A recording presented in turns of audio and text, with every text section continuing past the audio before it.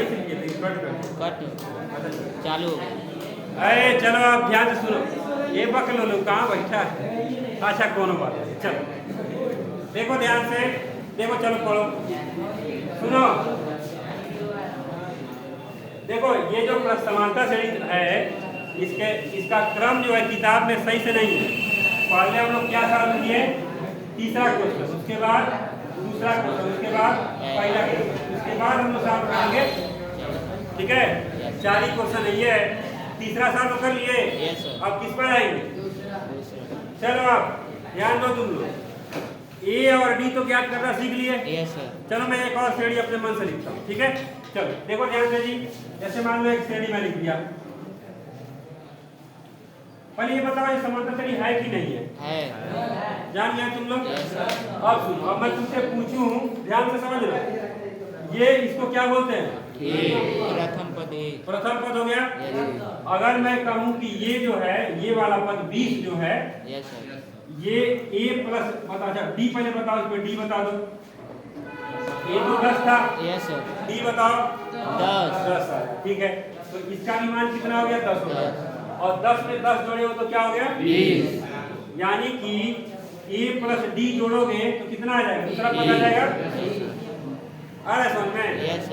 आगे देखे ध्यान से, अगर हमें तीसरा जानना है तो इसी में फिर डी जोड़ देंगे। देखो 20 प्लस 30 हो जा रहा है, यानी कि इसी में एक और डी जोड़ दे तो एक डी है तो 2 डी हो जाएगा। अरे समझ में? आप देखो ये जो पद है, इसी में फिर मैं एक और डी जोड़ दूं तो 40 हो जाएगा। तो a प्लस 3d, इसी का अगला पद अगर ज्ञात आ जाओ, अगला पद ज्ञात करना है तो a प्लस 40। आया समझ में? समझो ध्यान से।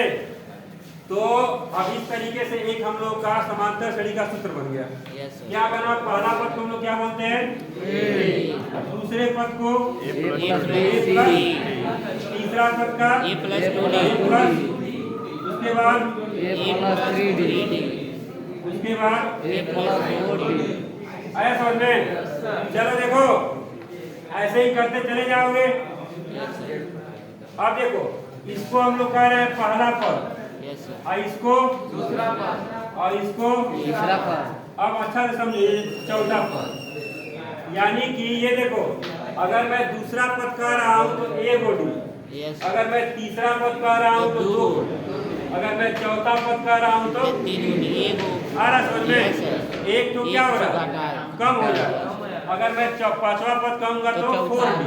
अगर मैं ऐसे ही तुमसे कहूँ 50वां पद, a प्लस 49d।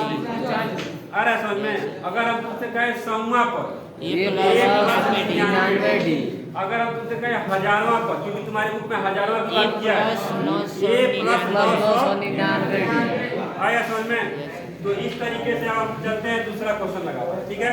तो देखो दूसरा क्वेश्चन कह रहा है a और d का मान दिया है और कह रहा है 4 पद लिखिए।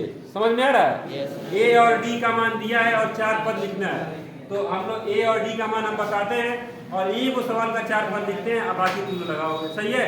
तो देखो, तो इसीलिए आप दूसरा सवाल पे आते हैं। इसीलिए अब तुम लोग से कहा है पहले तीसरा पढ़ेंगे, फिर दूसरा और फिर पहला, उसके बाद चौथा। यही क्रम है समांतर श्रेणी पढ़ने का। अगर पहले ही मैं पहला बता देता ना तो तुम लोगों को ये चैप्टर आता ही नहीं, फिर करते बोरिंग हो गया। तो देखो अब इसमें दूसरा कह रहा है a बराबर दिया है 10 और b बराबर दिया है, d बराबर दिया है 10, ठीक है। तो a का मान कितना होगा? 10। और पहला पद 10 हो गया ना।